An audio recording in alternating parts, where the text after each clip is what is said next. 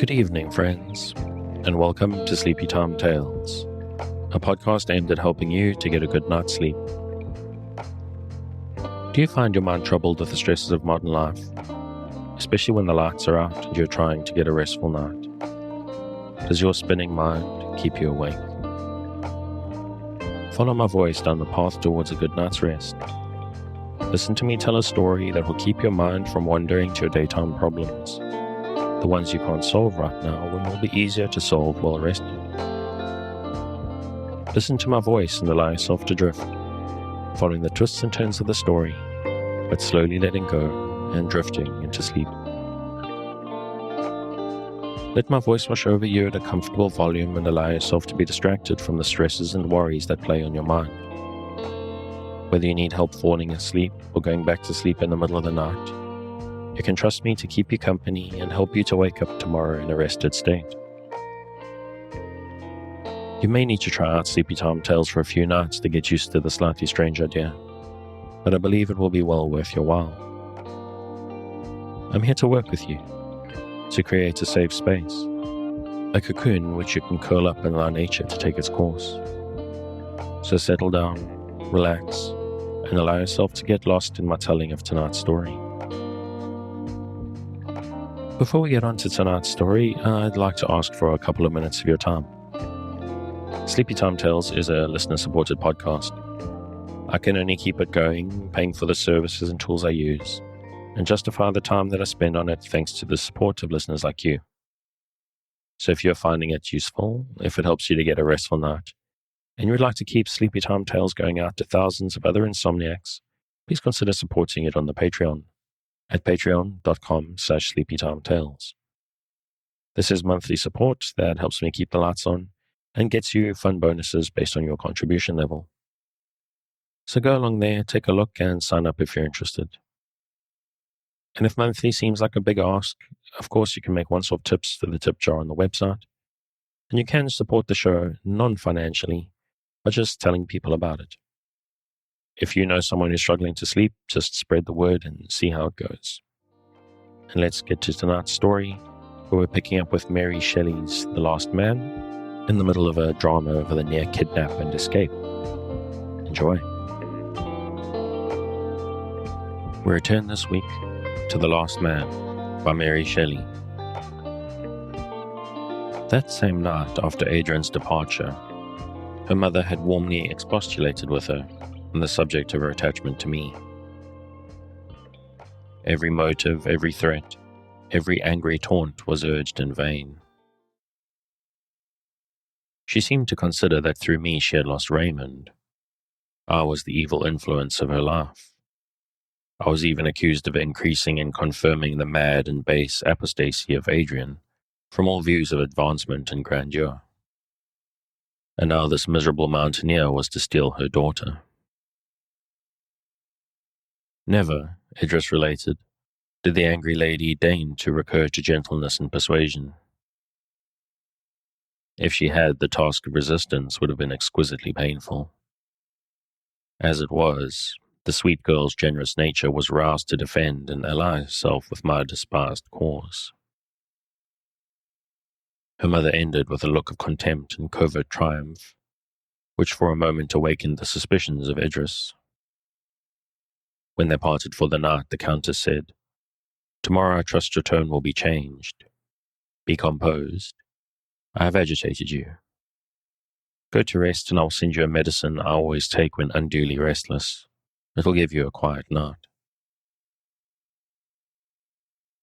By the time that she had with uneasy thoughts laid her fair cheek upon her pillow, her mother's servant brought a draught. A suspicion again crossed her at this novel proceeding, sufficiently alarming to determine her not to take the potion. But dislike of contention and a wish to discover whether there was any foundation for her conjectures made her, she said almost instinctively, and in contradiction to her usual frankness, pretend to swallow the medicine. Then, agitated as she had been by her mother's violence, and now by unaccustomed fears, she lay unable to sleep, starting at every sound. Soon her door opened softly, and on her springing up, she heard a whisper, "Not asleep yet," and the door again closed. With a beating heart, she expected another visit, and when after an interval her chamber was again invaded, having first assured herself that the intruders were her mother and an attendant, she composed herself to feigned sleep. A step approached her bed. She dared not move. She strove to calm her palpitations, which became more violent, when she heard her mother say mutteringly, "Pretty simpleton, little do you think that your game is already at an end forever." For a moment the poor girl fancied that her mother believed she had drank potion. She was on the point of springing up, when the Countess, already at a distance from the bed, spoke in a low voice to her companion, and again Idris listened. "Hasten," said she. "There is no time to lose. It is long past 11. They will be here at 5. Take merely the clothes necessary for her journey and her jewel casket." The servant obeyed. Few words were spoken on either side, but those were caught out with avidity by the intended victim. She heard the name of her own maid mentioned. "No, no," replied her mother. "She does not go with us. Lady Idris must forget England and all belonging to it." And again she heard, "She will not wake till late tomorrow, and we shall then be at sea." "All is ready," at length their woman announced. The Countess again came to her daughter's bedside. "In Austria at least you will obey. In Austria, where obedience can be enforced, and no choice left but between an honourable prison and a fitting marriage." Both then withdrew, though as she went, the Countess said, "Softly, all sleep, though all have not been prepared for sleep like her. I would not have anyone suspect, or she might be roused to resistance and perhaps escape. Come with me to my room. We will remain there till the hour agreed upon." They went. Idris, panic-struck, but animated and strengthened even by her excessive fear, dressed herself hurriedly, and going down a flight of back stairs, avoiding the vicinity of her mother's apartment, she contrived to escape from the castle by a low window, and came through snow, wind, and obscurity to my cottage, nor lost her courage until she arrived, and depositing her fate in my hands, gave herself up to the desperation and weariness that overwhelmed her. I comforted her as well as I might. Joy and exultation were mine, to possess and to save her, yet not to excite fresh agitation in her, per non tubar quellel bevesta sereno. I curbed my delight. I strove to quiet the eager dancing of my heart. I turned from her my eyes, beaming with too much tenderness, and proudly, to dark night, and the inclement atmosphere, murmured the expressions of my transport. We reached London, methought, all too soon, and yet I could not regret our speedy arrival, when I witnessed the ecstasy with which my beloved girl found herself in her brother's arms, safe from every evil under his unblamed protection. Adrian wrote a brief note to his mother, informing her that Idris was under his care and guardianship. Several days elapsed, and at last an answer came, dated from Cologne. It was useless, the haughty and disappointed lady wrote, for the Earl of Windsor and his sister to address again the injured parent, whose only expectation of tranquillity must be derived from the oblivion of their existence. Her desires had been blasted, her schemes overthrown. She did not complain. In her brother's court she would find, not compensation for their disobedience, filial unkindness admitted of none, but such a state of things and mode of life as might best reconcile her to her fate. Under such circumstances, she positively declined any communication with them. Such were the strange and incredible events that finally brought about my union with the sister of my best friend, with my adored Idris. With simplicity and courage, she set aside the prejudices and opposition which were obstacles to my happiness, nor scrupled to give her hand where she had given her heart. To be worthy of her, to raise myself to her height through the exertion of talents and virtue, to repay her love with devoted, unwearied tenderness, were the only thanks I could offer for this matchless gift. Chapter 6. And now let the reader, passing over some short period of time, be introduced to our happy circle. Adrian, Idris, and I were established in Windsor Castle. Lord Raymond and my sister inhabited a house which the former had built on the borders of the great park, near Perdita's cottage, as was still named the low-roofed abode, where we two, poor even in hope, had each received the assurance of our felicity. We had our separate occupations and our common amusements. Sometimes we passed whole days under the leafy covert of the forest with our books and music. This occurred during those rare days in this country, when the sun mounts his ethereal throne in unclouded majesty, and the windless atmosphere is as a bath of pellucid and grateful water, wrapping the senses in tranquility. When the clouds veiled the sky, and the wind scattered them there and here, rending their woof and strewing its fragments through the aerial plains, then we rode out, and sought new spots of beauty and repose.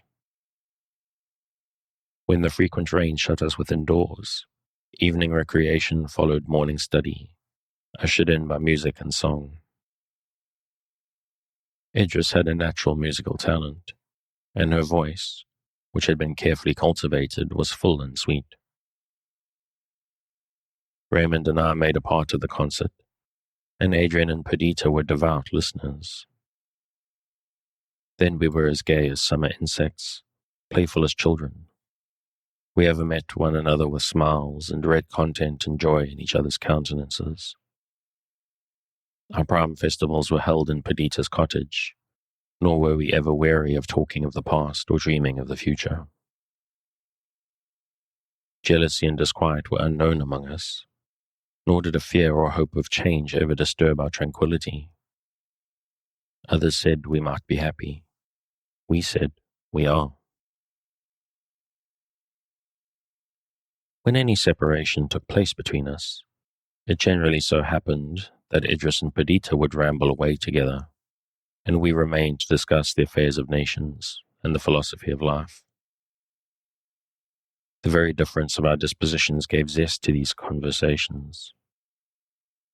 Adrian had the superiority in learning and eloquence, but Raymond possessed a quick penetration and a practical knowledge of life, which usually displayed itself in opposition to Adrian, and thus kept up the ball of discussion. At other times we made excursions of many days' duration, and crossed the country to visit any spot noted for beauty or historical association.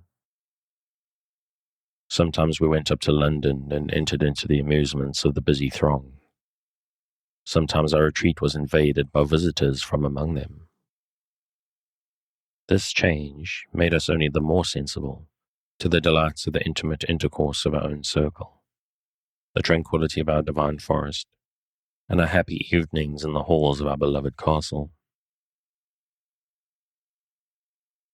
The disposition of Idris was peculiarly frank, soft, and affectionate. Her temper was unalterably sweet, and although firm and resolute on any point that touched her heart, she was yielding to those she loved. The nature of Perdita was less perfect, but tenderness and happiness improved her temper and softened her natural reserve. Her understanding was clear and comprehensive, her imagination vivid. She was sincere, generous, and reasonable. Adrian, the matchless brother of my soul, the sensitive and excellent Adrian, loving all and beloved by all, yet seemed destined not to find the half of himself which was to complete his happiness. He often left us and wandered by himself in the woods, or sailed in his little skiff, his books his only companions. He was often the gayest of our party, at the same time that he was the only one visited by fits of despondency. His slender frame seemed overcharged with the weight of life, and his soul appeared rather to inhabit his body than unite with it. I was hardly more devoted to my Idris than to her brother, and she loved him as her teacher, her friend, the benefactor who had secured to her the fulfillment of her dearest wishes. Raymond, the ambitious, restless Raymond, reposed midway on the great high road of life, and was content to give up all his schemes of sovereignty and fame, to make one of us the flowers of the field. His kingdom was the heart of Perdita, his subjects her thoughts. By her he was loved, respected as a superior being, obeyed, waited on. No office, no devotion, no watching was irksome to her as it regarded him. She would sit apart from us and watch him. She would weep for joy to think that he was hers. She erected a temple for him in the depth of her being, and each faculty was a priestess vowed to his service.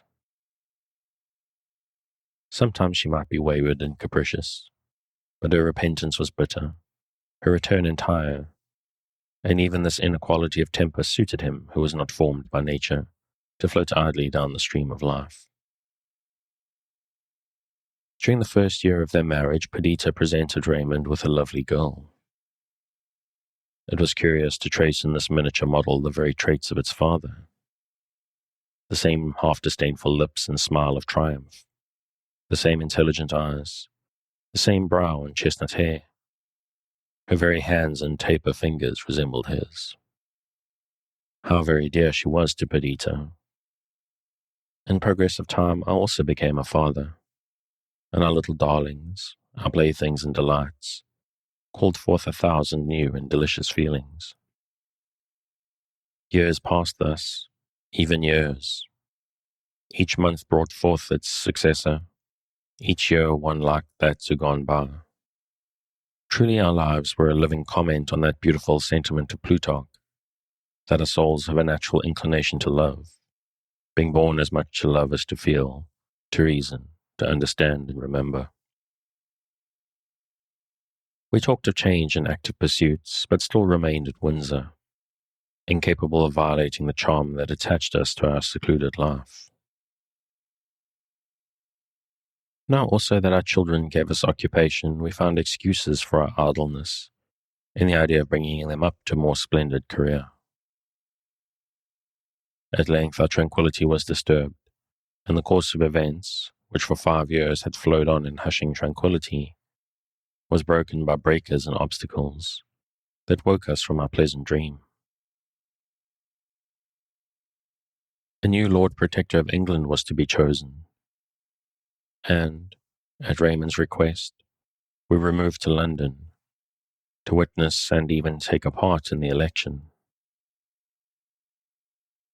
If Raymond had been united to Idris, this post had been a stepping stone to higher dignity, and his desire for power and fame had been crowned with fullest measure.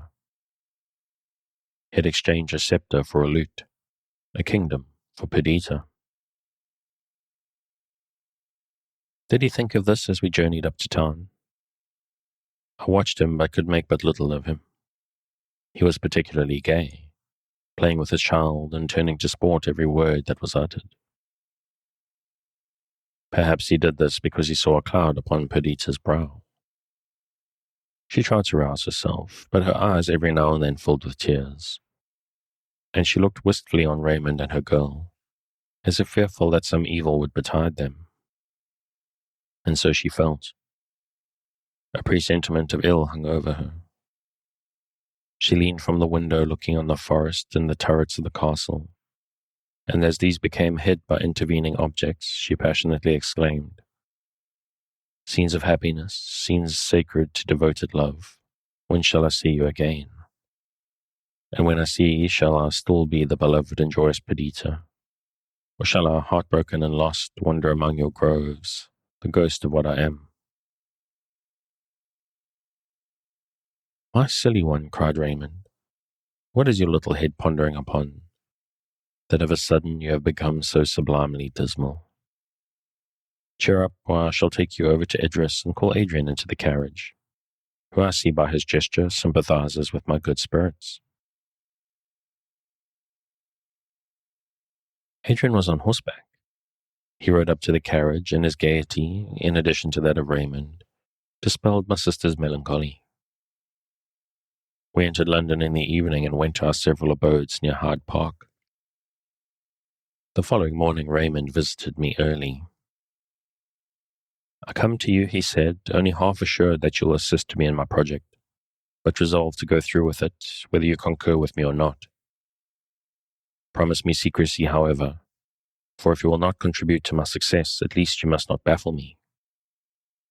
Well, I promise. And now? And now, my dear fellow, for what we come to London? To be present at the election of a protector, and to give our yea or nay for a shuffling grace of, or for that noisy Ryland? Do you believe, Verney, that I brought you to town for that? No, we will have a protector of our own. We will set up a candidate and ensure his success. We will nominate Adrian and do our best to bestow on him the power to which he is entitled by his birth, and which he merits through his virtues. Do not answer. I know all your objections, and I'll reply to them in order. First, whether he will or will not consent to become a great man. Leave the task of persuasion on that point to me. I do not ask you to assist me there. Secondly, whether he ought to exchange his employment of plucking blackberries and nursing wounded partridges in the forest for the command of a nation. My dear Lionel, we are married men, and find employment sufficient in amusing our wives and dancing our children. But Adrian is alone, wifeless, childless, unoccupied. I have long observed him. He pines for want of some interest in life. His heart, exhausted by his early sufferings, reposes like a new-healed limb, and shrinks from all excitement. But his understanding, his charity, his virtues, want a field for exercise and display, and we will procure it for him. Besides, is it not a shame that the genius of Adrian should fade from the earth like a flower in an untrod mountain path, fruitless? Do you think nature composed his surpassing machine for no purpose? Believe me, he was destined to be the author of infinite good to his native England. Has she not bestowed on him every gift in prodigality? Birth, wealth, talent, goodness. Does not everyone love and admire him? And does he not delight singly in such efforts as manifest his love to all? Come, I see that you are already persuaded, and will second me when I propose him tonight in Parliament. You have got up all your arguments in excellent order, I replied, and if Adrian consent, they are unanswerable. Only one condition would I make, that you do nothing without his concurrence. I believe you are in the right, said Raymond, although I had thought at first to arrange the affair differently. Be it so. I will go instantly to Adrian, and if he inclines to consent, you will not destroy my labour by persuading him to return, and turn squirrel again in Windsor Forest. Idris, you will not act the traitor towards me. Trust me, replied she. I will preserve a strict neutrality. For my part, said I am too well convinced of the worth of our friend, and the rich harvest of benefits that all England would reap from his protectorship, to deprive my countrymen of such a blessing, if he consent to bestow it on them. In the evening Adrian visited us. Do you cabal also against me? Said he, laughing. And will you make common cause with Raymond, and dragging a poor visionary from the clouds to surround him with the fireworks and blasts of earthly grandeur, instead of heavenly rays and airs? I thought you knew me better. I do know you better, I replied, than to think that you would be happy in such a situation. But the good you would do to others may be an inducement, since the time has probably arrived when you can put your theories into practice, and you may bring about such reformation as change, as will conduce to that perfect system of government which you delight to portray. You speak of an almost forgotten dream, said Adrian, his countenance slightly clouding as he spoke. The visions of my boyhood have long since faded in the light of reality. I know now that I'm not a man fitted to govern nations. Sufficient for me, if I keep in wholesome rule, the little kingdom of my own mortality.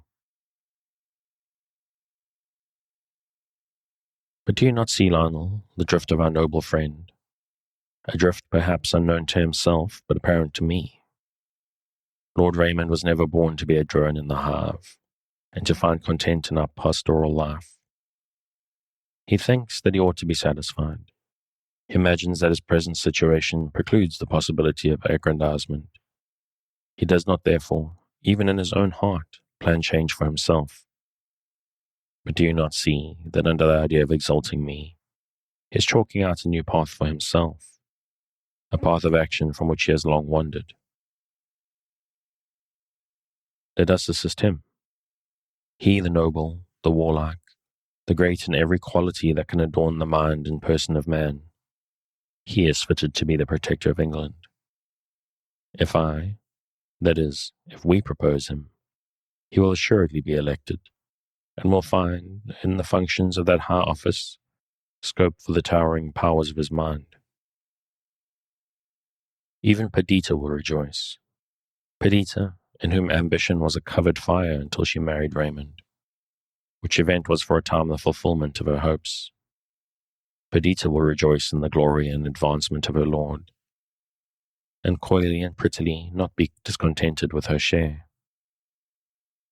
In the meantime we, the wise of the land, will return to our castle, and Cincinnatus-like, take to our usual labours until our friend shall require our presence and assistance here. The more Adrian reasoned upon this scheme, the more feasible it appeared. His own determination never to enter into public life was insurmountable, and the delicacy of his health was a sufficient argument against it. The next step was to induce Raymond to confess his secret wishes for dignity and fame. He entered while we were speaking. The way in which Adrian had received his project for setting him up as a candidate for the protectorship, and his replies, had already awakened in his mind the view of the subject which we were now discussing. His countenance and manner betrayed irresolution and anxiety, but the anxiety arose from a fear that we should not prosecute or not succeed in our idea, and his irresolution from a doubt whether we should risk a defeat. A few words from us decided him, and hope and joy sparkled in his eyes. The idea of embarking in a career so congenial to his early habits and cherished wishes made him, as before, energetic and bold. We discussed his chances, the merits of the other candidates, and the dispositions of the voters. After all, we miscalculated. Raymond had lost much of his popularity, and was deserted by his peculiar partisans. Absence from the busy stage had caused him to be forgotten by the people. His former parliamentary supporters were principally composed of royalists, who had been willing to make an idol of him when he appeared as the heir of the earldom of Windsor, but who were indifferent to him when he came forward with no other attributes and distinctions than they conceived to be common to many among themselves. Still he had many friends, admirers of his transcendent talents. His presence in the house, his eloquence, address, and imposing beauty were calculated to produce an electric effect. Adrian also, notwithstanding his reclusive habits and theories, so adverse to the spirit of the party, had many friends, and they were easily induced to vote for a candidate of his selection. The Duke and Mr. Ryland, Lord Raymond's old antagonist, were the other candidates. The Duke was supported by all the aristocrats of the Republic, who considered him their proper representative. Ryland was the popular candidate. When Lord Raymond was first added to the list, his chance of success appeared small. We retired from the debate which had followed on his nomination. We, his nominators, mortified, he dispirited to excess. Perdita reproached us bitterly. Her expectations had been strongly excited. She had urged nothing against our project.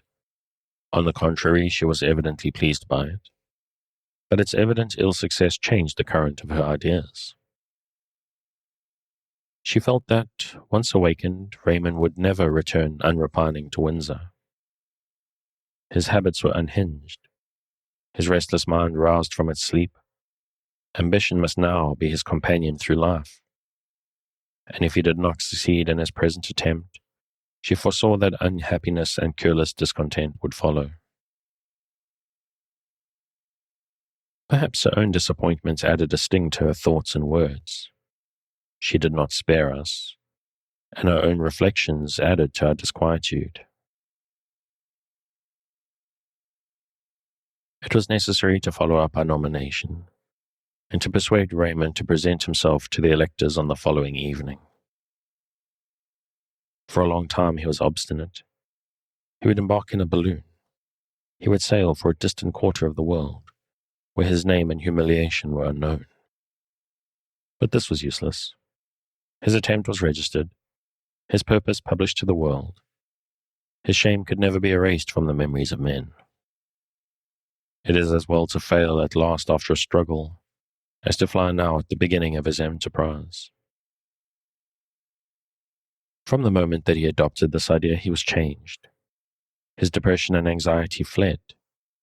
He became all life and activity. The smile of triumph shone on his countenance, determined to pursue his object to the uttermost. His manner and expression seemed ominous of the accomplishment of his wishes. Not so Perdita. She was frightened by his gaiety, for she dreaded a greater revulsion at the end. If his appearance even inspired us with hope, it only rendered the state of her mind more painful. She feared to lose sight of him, yet she dreaded to remark any change in the temper of his mind. She listened eagerly to him, yet tantalized herself by giving to his words a meaning foreign to their true interpretation, and adverse to her hopes. She dared not be present at the contest, yet she remained at home a prey to double solicitude. She wept over her little girl. She looked, she spoke, as if she dreaded the occurrence of some frightful calamity. She was half mad from the effects of uncontrollable agitation. Lord Raymond presented himself to the house with fearless confidence and insinuating address. After the Duke and Mr. Ryland had finished their speeches, he commenced. Assuredly, he had not conned his lesson, and at first he hesitated, pausing in his ideas and in the choice of his expressions. By degrees he warmed, his words flowed with ease, his language was full of vigor, and his voice of persuasion. He reverted to his past life, his successes in Greece, his favor at home. Why should he lose this now that added years, prudence, and the pledge which his marriage gave to his country ought to increase rather than diminish his claims to confidence? He spoke of the state of England, the necessary measures to be taken to ensure its security and to confirm its prosperity. He drew a glowing picture of its present situation. As he spoke, every sound was hushed, every thought suspended by intense attention. His graceful elocution enchained the senses of his hearers. In some degree also he was fitted to reconcile all parties. His birth pleased the aristocracy, his being the candidate recommended by Adrian, a man intimately allied to the popular party, caused a number, who had no great reliance either on the Duke or Mr. Ryland, to range on his side. The contest was keen and doubtful. Neither Adrian nor myself would have been so anxious if our own success had depended on our exertions. But we had egged our friend on to the enterprise, and it became us to ensure his triumph. Idris, who entertained the highest opinion of his abilities, was warmly interested in the event. and my poor sister, who dared not hope, and to whom fear was misery, was plunged into a fever of disquietude. Day after day passed while we discussed our projects for the evening, and each night was occupied by debates which offered no conclusion. At last the crisis came, the night when Parliament, which had so long delayed its choice, must decide as the hour of 12 passed and the new day began. It was by virtue of the Constitution dissolved, its power extinct. We assembled at Raymond's house, we and our partisans. At 5:30 we proceeded to the house. Idris endeavored to calm Perdita, but the poor girl's agitation deprived her of all power of self-command. She walked up and down the room, gazed wildly when anyone entered, fancying that they might be the announcers of her doom. I must do justice to my sweet sister. It was not for herself that she was thus agonized. She alone knew the weight which Raymond attached to his success. Even to us he assumed gaiety and hope, and assumed them so well that we did not divine the secret workings of his mind. Sometimes a nervous trembling, a sharp dissonance of voice, and momentary fits of absence revealed to Perdita the violence he did himself. But we, intent on our plans, observed only his ready laugh. His joke intruded on all occasions, the flow of his spirits which seemed incapable of ebb. Besides, Perdita was with him in his retirement. She saw the moodiness that succeeded to this forced hilarity. She marked his disturbed sleep, his painful irritability. Once she had seen his tears. Hers had scarce ceased to flow, since she had beheld the big drops which disappointed pride had caused to gather in his eye, but which pride was unable to dispel. What wonder then that her feelings were wrought to this pitch? I thus accounted to myself for her agitation, but this was not all, and the sequel revealed another excuse. And on that tantalizing note, I'm going to call it a night. As always, if you'd like to pick up where we're leaving off, you can find the original on Project Gutenberg at the link in the show notes. Thanks again for joining me on this episode of Sleepy Time Tales, the podcast designed around a bedtime story to help you to get a restful night. New episodes will be released every Sunday night to give you something fresh to help you rest in a new week. But make sure to follow or subscribe in whatever service you use so that you get your new episodes whenever they come out. Good night, and sweet dreams.